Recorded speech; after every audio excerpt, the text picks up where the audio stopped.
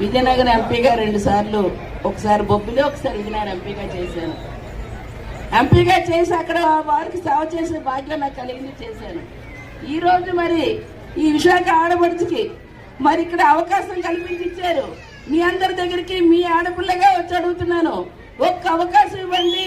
మన ప్రాంతానికి సంబంధించిన వాటిని కూడా తప్పనిసరిగా ఎటువంటివి కేంద్ర ప్రభుత్వం నుంచి రావాల్సిన ప్రతి ఒక్కటిని కూడా ఈ రోజు మన ప్రాంతానికి తీసుకొచ్చి ఈ రోజు అభివృద్ధి చెందేది దిశగా ఈరోజు తప్పకుండా శ్రీనివాస్ గారు కానీ నేను కానీ తప్పనిసరిగా ఇక్కడున్న మంత్రులు, ఇక్కడున్న మరి ఖచ్చితంగా మా ముఖ్యమంత్రి గారుతో కలిసి మేము చేయడానికి సిద్ధంగా ఉన్నామని చెప్పి తెలియజేస్తున్నాను. విజయనగరం ఎంపీగా 2 సార్లు, ఒకసారి బొబ్బిలి, ఒకసారి విజయనగరం ఎంపీగా చేశాను.